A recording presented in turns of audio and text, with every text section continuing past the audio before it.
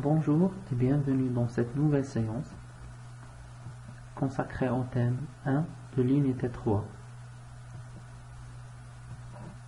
programmation logo. Donc notre thème est introduction à la programmation logo. Pour commencer, je vais présenter les objectifs de la séance. Donc à la fin de cette séance, vous allez être capable de définir les notions programme, programmation, langage de programmation et éventuellement instruction. On va découvrir ensemble l'environnement LogoNet et on va dessiner des formes géométriques simples via des primitives de base.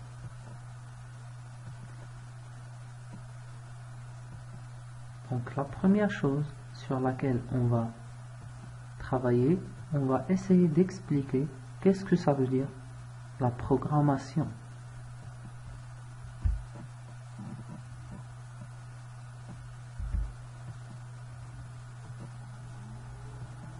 En informatique, la programmation est un ensemble de techniques ou de méthodes qui permettent d'écrire des programmes informatiques.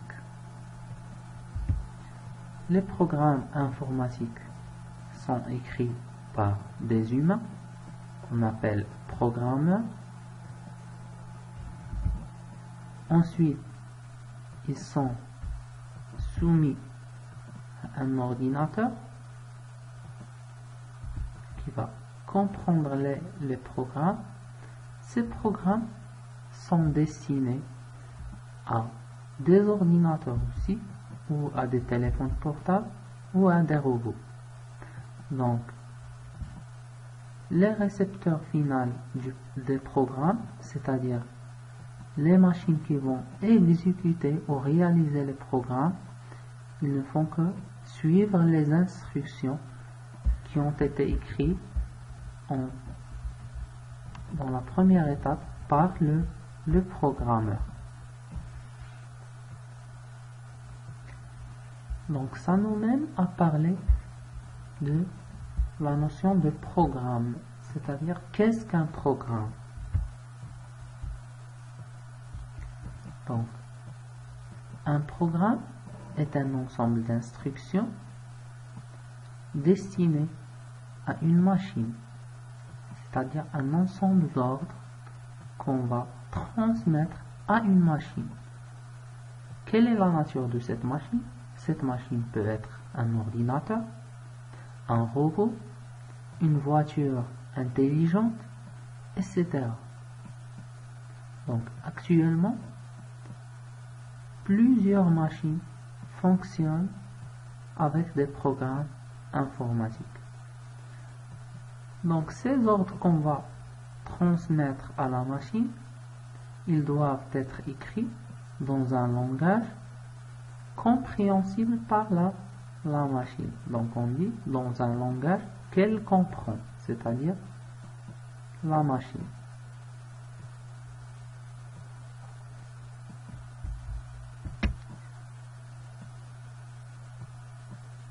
Le programme doit être exécuté dans un ordre bien défini, c'est-à-dire en programmation, l'ordre est très important. L'ordre veut dire le classement des commandes, le classement des instructions. Si on change l'ordre des instructions, on ne va pas obtenir le résultat attendu.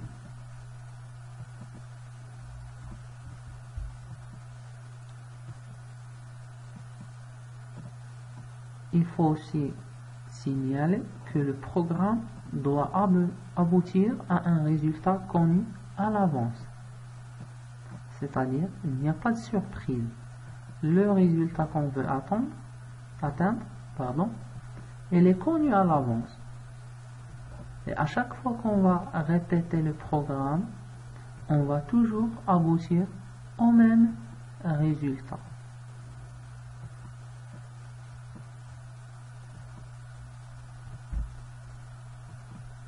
on a dit que le programme doit être écrit dans un langage compréhensible par la machine. C'est ce qu'on appelle un langage de programmation. Vous savez que les machines ne comprennent pas le langage humain, donc il faut une sorte de langage intermédiaire entre le langage humain et le langage des machines. Les langages de programmation permettent de faire cette tâche. Donc un langage de programmation est un code de communication. Donc c'est un ensemble de mots qui permettent de communiquer avec la machine.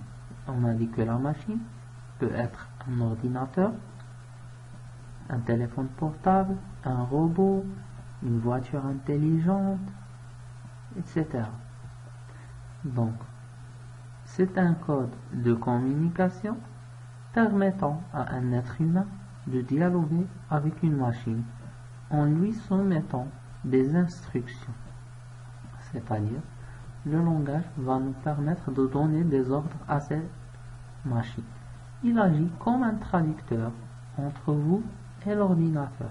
Pourquoi un traducteur? Parce qu'on a dit que les machines ne comprennent pas le langage des humains. Et donc le langage de programmation, il est compréhensible à la fois par les humains et par la machine destinée à réaliser les tâches. Bien sûr, avec un processus un peu complexe. On ne va pas rentrer dans ces détails dans ce niveau.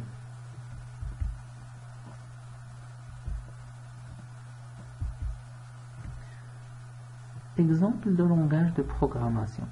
Donc pour les langages de programmation, il y en a plusieurs. Je vais citer quelques exemples.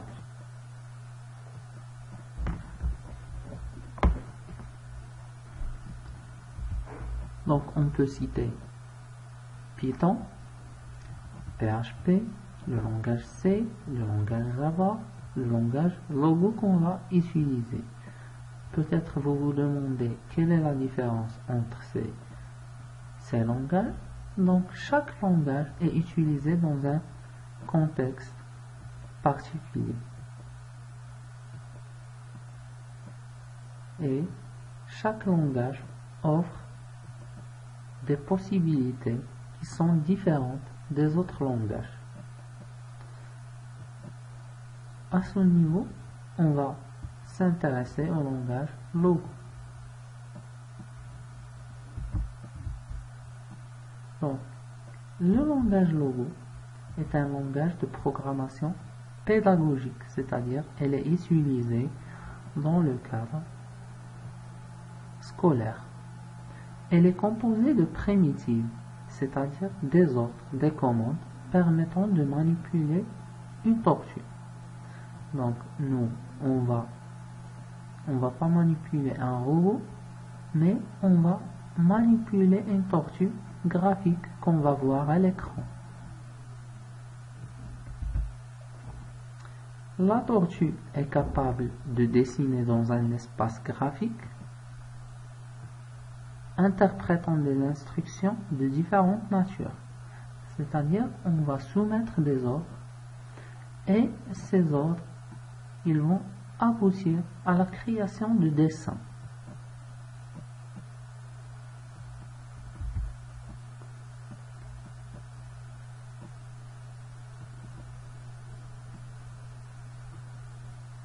Un interpréteur de commandes permet à l'utilisateur de diriger la tortue en lui donnant des ordres très simples et de réaliser de magnifiques dessins.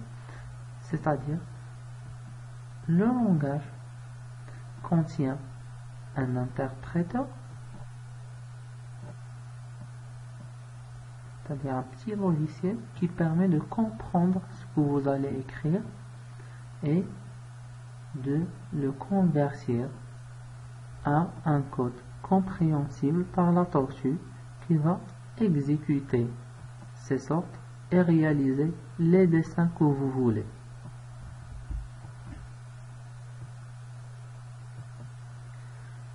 Logonet est aussi un langage évolué, c'est-à-dire il permet de faire des choses très avancées. Il permet l'implémentation de programmes complexes comme la réalisation de fractales. Donc je vais vous envoyer les images de ce qu'on appelle fractales. Ce sont des formes géométriques un peu complexes. Vous pouvez aussi chercher sur internet pour voir les images des fractales.